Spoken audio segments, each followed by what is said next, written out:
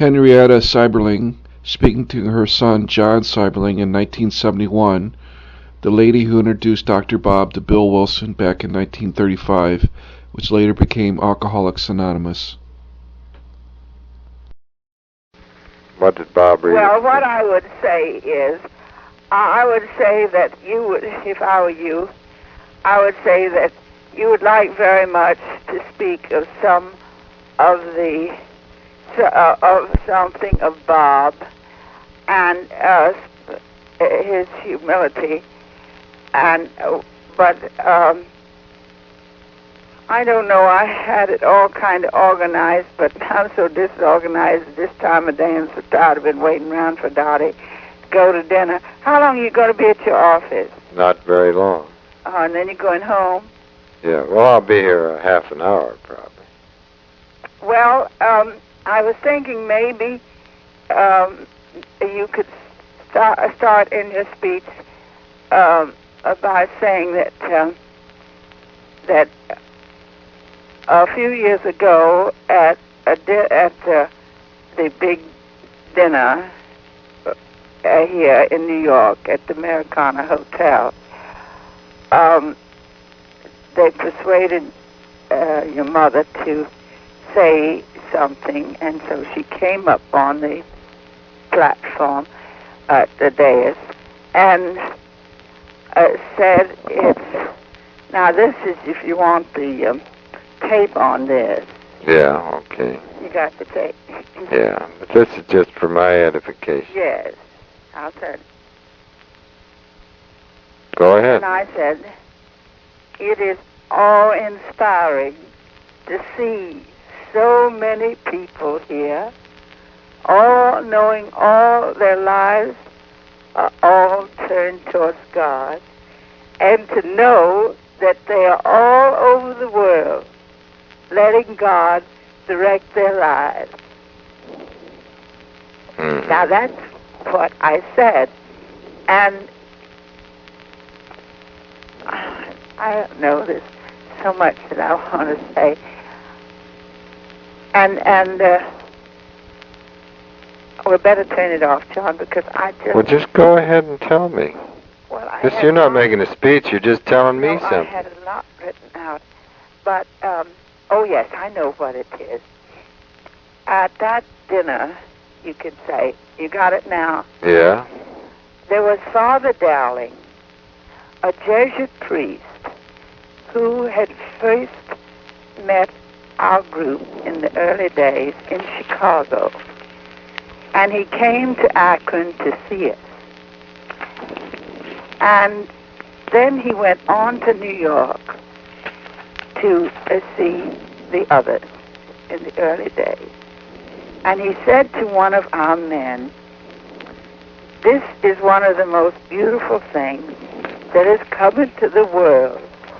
And I want to warn you, the devil will destroy it, try to destroy it. And, of course, it was true. And one of the first things that the devil could have used was having money and having sanitariums, as the men were planning. And much to Bob and Bill and Ann and surprise, I said, no, we'll never take any money. And another thing where... When did Father Dowling say this? No, I said that, we'll never take any money. Yeah, but I mean, when did Father Dowling say that? Father Dowling, in the early days, Yeah. he Where was he from? Akron? He was a Jesuit priest. No, he was in Chicago. Mm-hmm. And he's one of the first ones that took notice of us. And at this dinner where I said to them about being awe-inspiring to see all these people living, I would say, splendid lives, all turned towards God. Father Dowling was there at this dinner maybe 25 years later. Mm-hmm. But he was a Jesuit priest, and there was something, oh yes, and then another place where I saw that the devil could try to destroy us was having prominent names. And now last night, this is between you and me, last night I heard Harold Hughes on a special program for alcoholism. Yeah. And they asked him, his explanation of why they're anonymous was it showed that he really never had known why we became anonymous. He said, well, it wouldn't do to let people know that you were alcoholic. Well, that is not the reason. In fact, the surest way to stay sober is to let people know you're alcoholic, because you've lost some of yourself. I would say the second thing that your mother saw that the devil would be trying to destroy us was to have any names, because people that think they're prominent or become leaders are failed people, or no one is on top spiritually all the time. Mm-hmm. So I said, we'll never have any names. Now, one thing you can stress, that your mother she feels now that the whole wonderful experience of Alcoholics Anonymous growing, it came in answer to the great need in the world. And she is confident that this combination of Bill, now you can say Bill, my mother told Bill that he was the promoter and he was the the catalyst, and we needed him as by nature a promoter. Bob kept his great humility, and if you spoke to him about his work, he'd say, "Oh, I just work here." Mm-hmm. And Bob was really the firm and wonderful worker. And then Anne she supplied a hominess for our men in the beginning. And Mother tried to give to the people something of her experience and faith. And what she's most concerned with is that we always go back to faith. And the third thing that would be destructive was in the early days, Bob and Bill said to me, "Henrietta, I don't think we'd better talk too much about religion or God, because we will." I told this once to a group of a meeting of alcoholics, and they were very amused. And it's good to put in a little humor. And I said, "Well, we're not out to please the alcoholics. They've been pleasing themselves all these years. We are out to please God. And if you don't talk about what God does and your faith and your guidance, you might as well be the Rotary Club or something, because that's your only source of power." And finally they agreed, and they weren't afraid anymore. And it's my great hope that they'll always bring out, never be afraid to acknowledge God and what He's done for you. And then I would say, the last meeting I went, dinner that I went to, over 3,000 people there. And it's the first meeting I ever went to I was disappointed in. The two witnesses, man and woman, they talked on, and you would have thought that they were giving you a description of a psychiatrist's work on them. Their progress was always on a level of psychology. And I spoke to Bill afterwards, and I said that there was no spirituality there, a talk of what God had done in their lives. In fact, they were giving views and not news of what God had done. And Bill said, well, I know, but they think that there's so many people that need this, and they don't want to send them away. So there again has come up this same old bugaboo, or not the realization that they have lost, this source of power. And it reminded me, if you like this little story, that your mother said it made her think of this young Scotch minister who was to go and preach his first sermon, and his mother hugged him, and she kissed, but she hugged him and said, now, Bobby, don't forget to say a word for Jesus. I think, yeah, I tell him that. And say, your mother always wants to say a word for God. That is very good. I think, little touches of humor like that.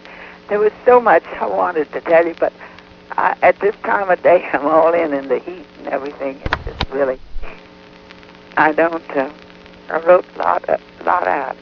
But those are the three things that your mother stood on guard, and guard, it's G-U-A-R-D.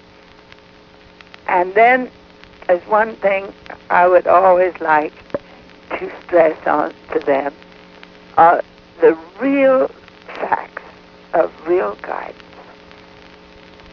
They can always count on guidance, although it seems elusive at times.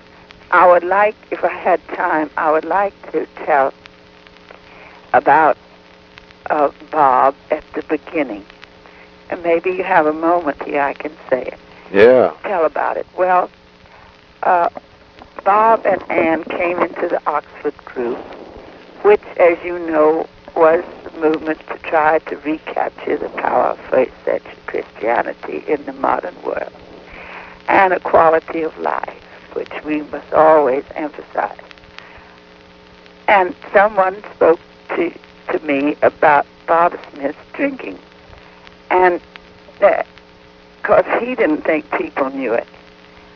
So I decided the people that shared in the Oxford group had never shared very costly things to make Bob lose his pride and share what he thought would cost him a great deal.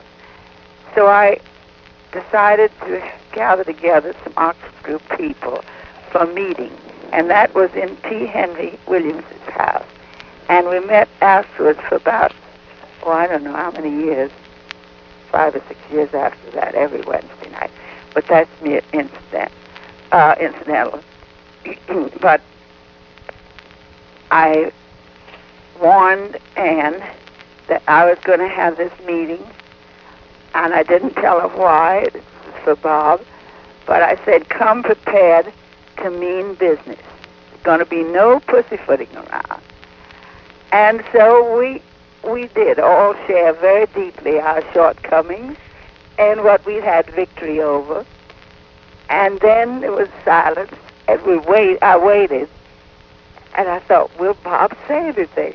And sure enough, he said, well, in this deep, serious tone of his, you good people have shared things that I'm sure are very costly to you. And I'm going to tell you something that may cost me, let's see, what was it, reputation? May cost me my profession, that was it.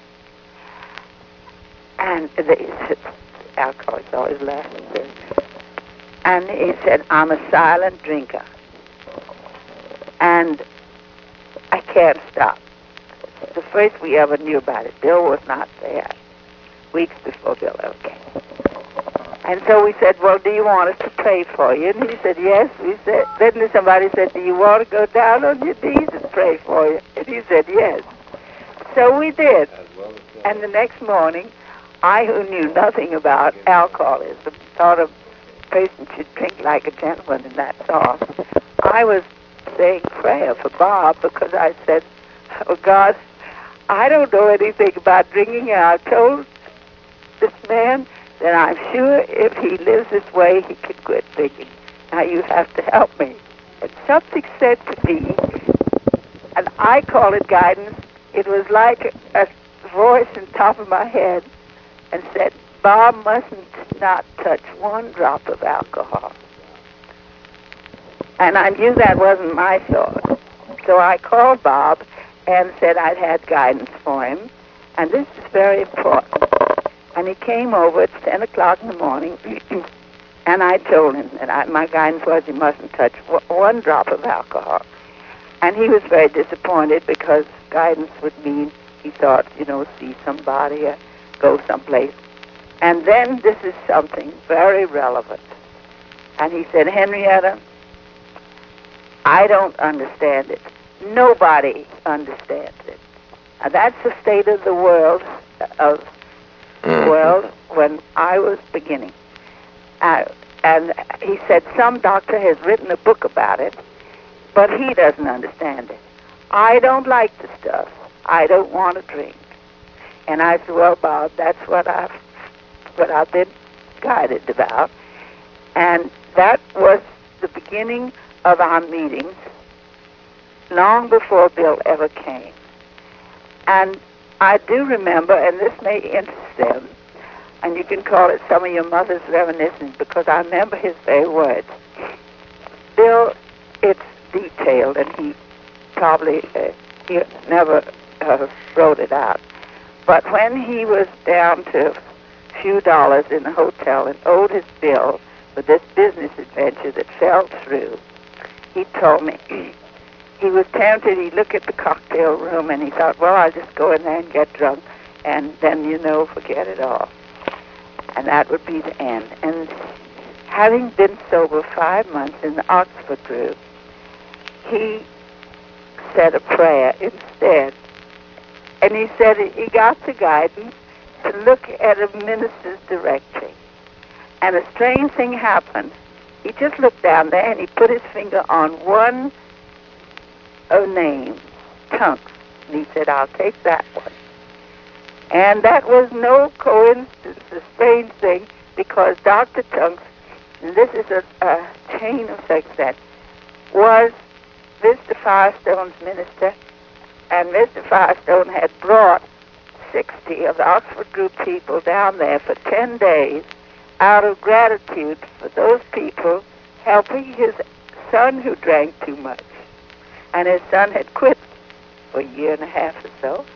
And that is a very interesting thing, that out of the act of gratitude of one father, this whole chain started. Well, so he called Tunks, Dr. Tunks. And Dr. Tunks gave him a list of names. And one of them was Norman Shepherd, who was a close friend of mine and knew what I was trying to do for Bob Smith at these meetings. And Norman said, I have to go to New York tonight, but you call Henrietta Seiberling. I didn't know Dr. Tunks, so Bill just shortened everything by saying he called Dr. Tunks. And he said, you call Henrietta Seiberling. So Bill said he had his last nickel, and he thought, well, I'll call her.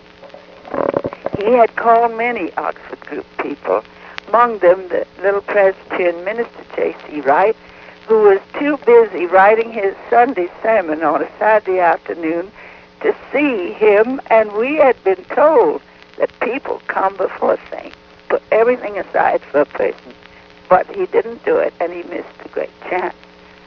So I, who was desperate to help Bob for something I didn't know much about, was ready. And Bill called, and I'll never forget what he said. He said, I'm from the Oxford group, and I'm a rum hound. Those were his words. And I thought, well, this is really better from heaven. And I said, well, you come right out here. And my thought was to put those two men together. And Bill, you know, he, now as he looked back, he thought he was out to help somebody. He was out to get help right for himself. No other thought of anybody, because he was desperate. But that's the way God helps us out, if we let God direct our lives. And so he came out, and he stayed at dinner, and then I said, well, you come to church meeting in the morning, Sunday morning, and I'll get Bob, which I did. That was the beginning, and Bill stayed on with us, and he didn't have any money to stay on. And there was a neighbor, John Gammatus, who had been seeing a change in my life, and he was really a diamond in the rough, but he was interested in the change in me. And so I called him up and asked him to put Bill up at the country club for 2 weeks or so, to just keep him in town. And then Bill went and stayed at Bob and Ann's for 3 months, and we started working on, well, the first one we had was Bill Dodson and Ernie Galbraith. Well, anyway, the need was there. And then all of the necessary elements were furnished by God. Bill, the promoter for the work, and I to stand there and not being an alcoholic, and could get a perspective.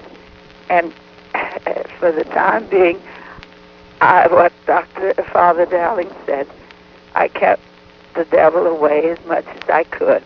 And every Wednesday night, I would speak on some new experience or new spiritual idea I had read or something. And that's the way we all grew, and then we all talked. And our meeting, some man from Hollywood came there, an actor, and he said he'd been all over the country. There was something in the King School group, which this group eventually turned out to be. There's something in this group that isn't in any other group, and I think it was our great stress and reliance on guidance and quiet time. And I'd like to tell about how the 24-hour-day program, that sentence, live the 24-hour day, came about. Do you remember Joe Doppler? You remember? Vaguely, I remember Bill Dodson. Well, in the early days, we sat around in a circle at Clarice and T. Henry's house. And I see there the house was divided. And it was a strange thing, because Clarice Williams and T. Henry, they were not in any way my type of people, but she always was in Oxford group. She pursued me. She always wanted me to come to her house or to go with her to places for the group, and that was meant to be, because personally, we never would have been drawn to each other, but there you see, there was a house to be provided. Well, let me ask you something. My recollection was that Tunks referred Bill to Grandmother Seiberling. No, to Norman Shepard. Grandmother Norman Seiberling had Shepherd. nothing to do with it. But then, didn't Norman or someone refer him to Grandmother Seiberling, and by mistake he called you? No. He said no. He said in his book, that he was loath to call a Mrs. Seiberling because he'd heard of Mr. Seiberling in Wall Street, but he pictured a middle-aged a lady, you know, and he was reluctant, but he was desperate, and he tells that in the book. Now, I would say of Bill that I would say you want to pay tribute to Bill. I would start that way. That he did a great, grand job, and that we can all see in his life what the Oxford Group people had told us in their message, that if we turn our lives to God and let Him run it, that He will take our very shortcomings and make them valuable in His way and give us our heart's desires. And when I got the word that Bill said, "Go, Lord," I sat here, this is between you and me, and it's just as if somebody had spoken again on top of my head, the way I got guidance above. Someone said to me, "Verily, verily, he has received his reward." And he kept coming to me, So I went to the Bible, and there it was I think it's Matthew 6 chapter. And then I took Bill's story from Alcoholics Anonymous. I took the book down, and there I saw where he said all his failure and all the different things he failed in was because he always wanted people to think he was somebody. And in the first edition of the book, he said, I always wanted to make my mark among people. And by letting God run his life, God took that ego and gave him his heart's desires, but in God's way. And when he was gone, he was on the front pages of the New York Times. And he was services all over the world. So it does verify what the Oxford Group people had told us. And there's so many things I want to say. But then I would say that when Bill was writing Alcoholics Comes of Age, he asked me to read the first draft because he didn't remember all the early past. And, well, you don't need to put that in, it's too long. But, I wanted to, go ahead. I wanted to ask you this statement of Bill's about how this whole thing came to him while he's lying in the hospital recovering from his alcoholism, and he had a vision. That's a lot of hokum, isn't it? No, I wouldn't. I'm not going to say that, but isn't that a fact? Well, he may have had it, but the most... Well, he didn't think this whole thing up himself. No, of course, but that's all right. You see, it was his ego. His ego would have... Now, wait a minute. Never even occurred to him till after he'd had all these meetings. I know, but let me tell you, this would please the people. Bill's account, when he first came to Akron, his account with his friend who went into Oxford Group. His friend persuaded him. You remember his friend's name? No. Well, it's in the book. But I can't think of it now. When I'm tired, I can't think of it. Yeah, it doesn't matter. Anyway, his friend persuaded him, when he saw his friend change, to go down to an Oxford Group meeting. It was down in the lower part, maybe down 21st Street or somewhere along there. Calvary Church. No, it wasn't. It was just a meeting down in the lower Manhattan. And Bill said, this is the miracle. Every bar on each side of the street, till he got to this little meeting, And he walked, and in the meantime, he picked up a drunken sailor with him. And he and the drunken sailor walked in. You're